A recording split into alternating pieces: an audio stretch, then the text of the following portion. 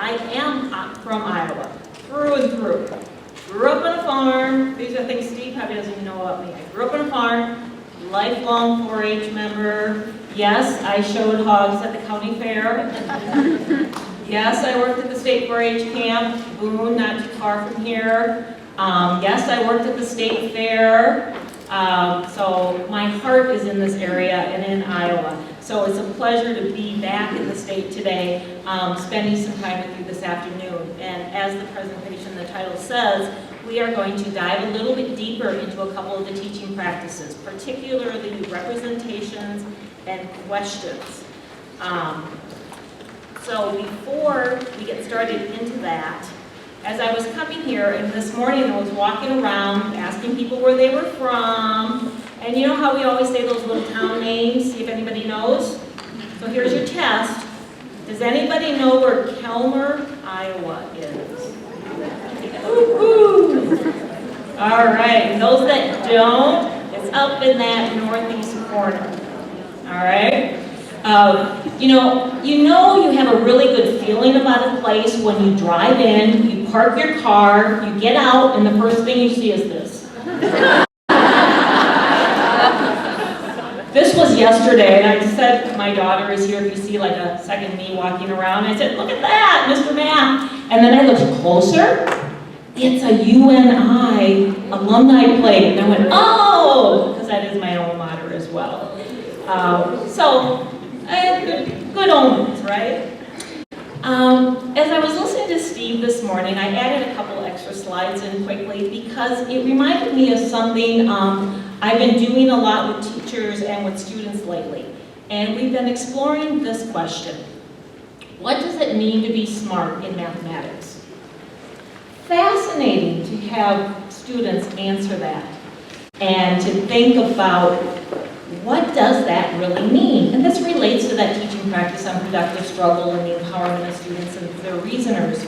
So I'm wondering what you think students might say. What might your students say? What might the students and the teacher who isn't here today might say?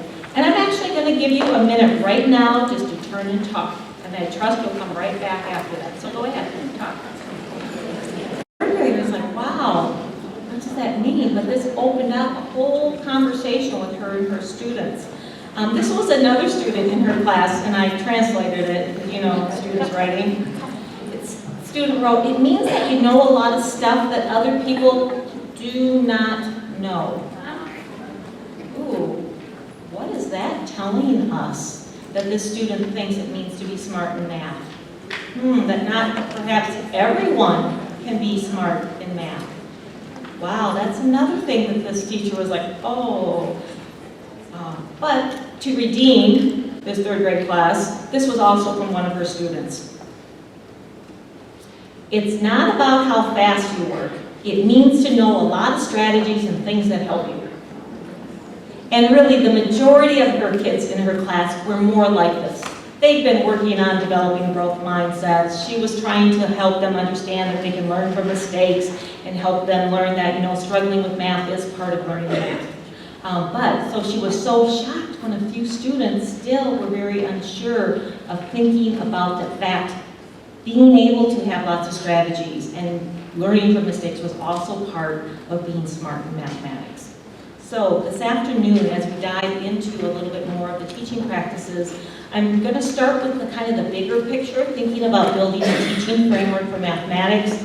Then the heart of this afternoon will be getting into the representations and questions, and then closing with some time for exploring some of the principles to action resources that are out there. Blue Book has actually been quite amazing, the response. As Steve and I, this is when you get, Steve was invited by NCTM to work on some publication. And then I got the phone call saying, DeAnn, would you work with Steve on this? And I'm like, really? Okay. I really didn't know what I was in for, but I was willing to give it a shot and enjoyed every moment of it and all those conversations and debates and discussions.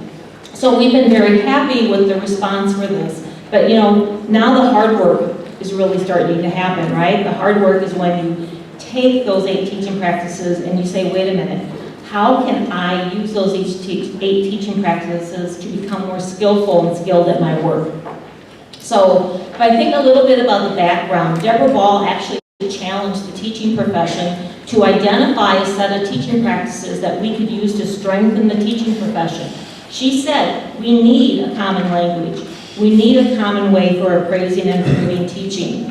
And we took this challenge really to heart with Principles to Action. And now we have a set of teaching practices that we can use to move our profession forward, to say there is a knowledge base, there is a skill to being good teachers. It's not something that just happens, it's something that we have to work very, very hard at. And sometimes that message isn't out there that we are trying to say. So with Principles to Action, I'm sorry, Steve, I don't think he said this, but those 8 teaching practices is really a research-informed consensus of what constitutes effective teaching. You know, we looked at the research literature over the last 25 years, and we kept thinking, what's coming to the surface? What seems to be the strongest messages out there about what comprises effective teaching? What are those non-negotiable things that should be happening in every classroom? And that's what led to the 8 teaching practices. So you have a handout for me, and I'm going to be referring to page numbers throughout. So if you want to go to page 1, this is also page 10 in the Principles to Action book, but I'm going to actually have you do some writing on it and some working on it. So you probably want to use the handout, not the book, but that's up to you. I usually give this as a handout because as we become familiar with the teaching practices, sometimes we see the little short phrase, right? Establish goals, implement tasks. But you know what? There's a whole sentence that follows each of those phrases.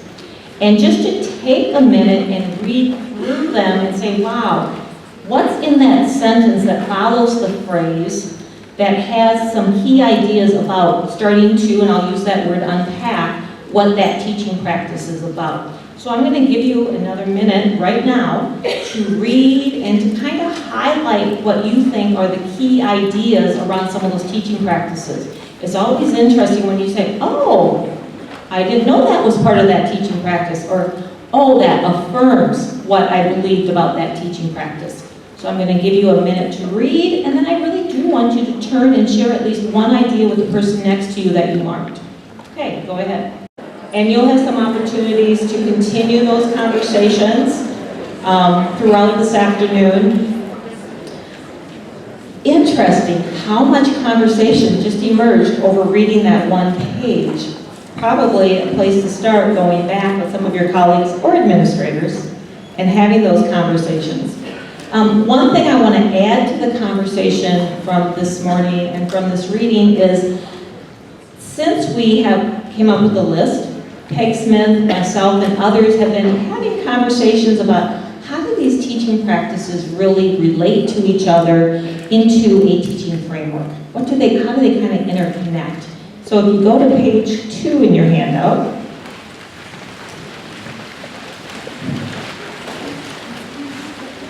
this is our attempt at a diagram that shows those interconnections and relationships. So in the new Taking Action series that we'll say more about at the end of today, this is in those books. And Peg and I were just talking about getting this into some of the teaching journals from NCTM. But if you look at this diagram, start to begin to think about, wow, how does this kind of show the flow of a lesson and how these teaching practices interconnect with each other? You know, beginning with the goals, you know, the destination for student learning, to then selecting tasks, and the task might promote reasoning and problem solving. The task might focus on building procedural fluency and conceptual understanding. The task might do both. That's why there's that little dotted line in between. But then look at that big rectangle on the bottom.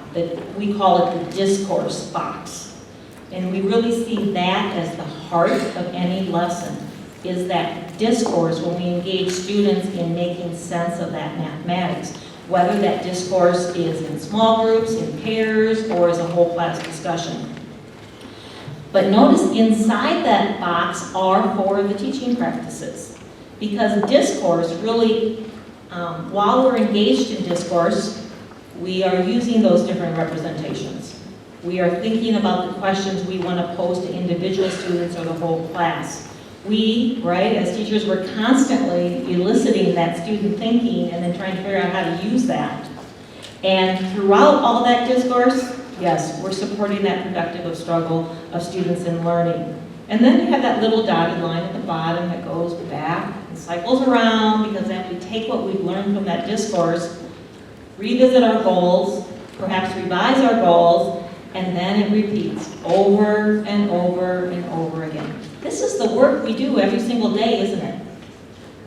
And since this is the work we do every single day, this is what we want to become more skilled at. Deborah Ball likes to use that word, that as teachers, we can become more skilled at our practice. These things don't just happen. This takes our time and effort and concentration to figure out how to become more skilled at each of these practices.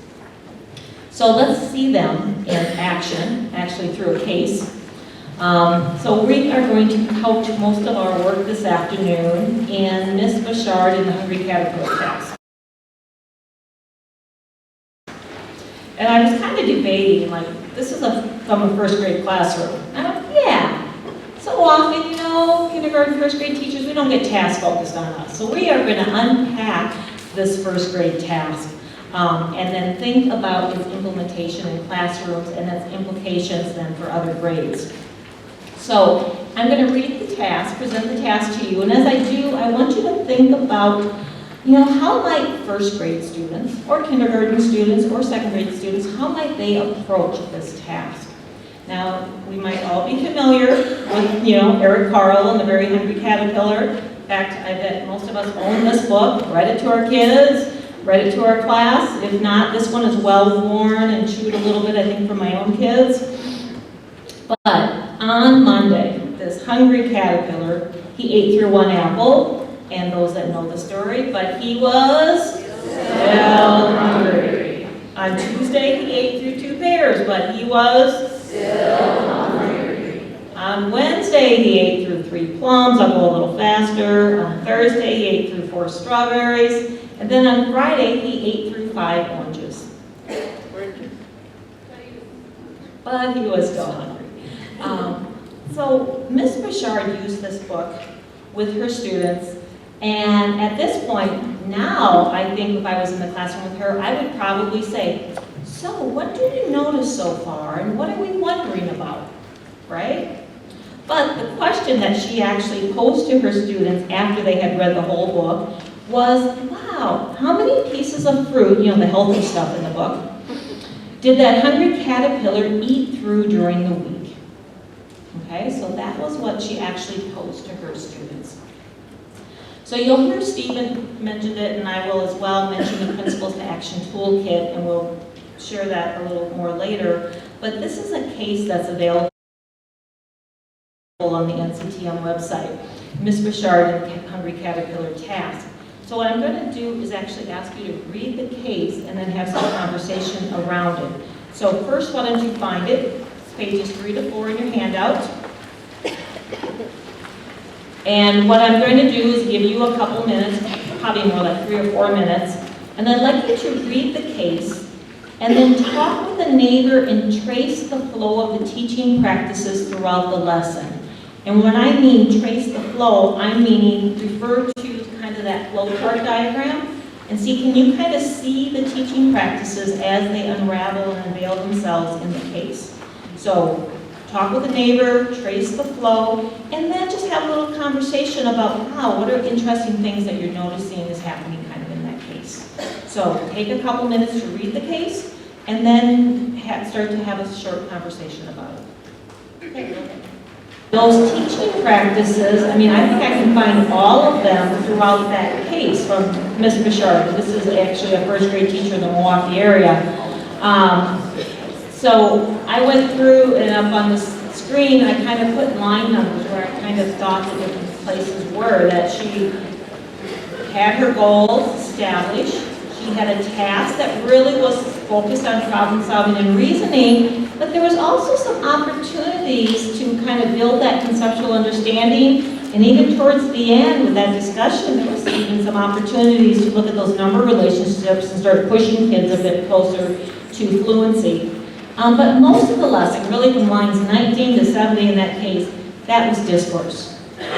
Working with kids, making sense of it in small groups, using those different representations, turning it into a whole class discussion. So we can start to get a feel for, wow, what might it really look like and feel like to have these 8 teaching practices in play throughout a lesson? And of course, we can probably contrast that to experiences we've had ourselves. The one thing I'll mention before we get into the other practices is goals. Steve talked about goals a little bit this morning, and I'll just kind of add to that in Principles to Action, when we talk about goals, we're really talking about learning goals and being clear on the mathematics that students are to understand. So in Principles to Action, it's really about those goals that we have in our teacher lesson plan, the goals that we have in our notes, to see if we can articulate the mathematics that we're going for. And then using that to frame the decisions that we make throughout the lesson.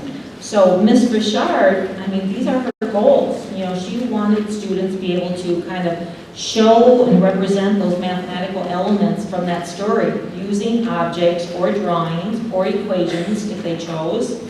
She really wanted them to understand addition as putting together sets of objects, and she wanted them to understand that, well, you know, you can use counting as a strategy to find the total amount.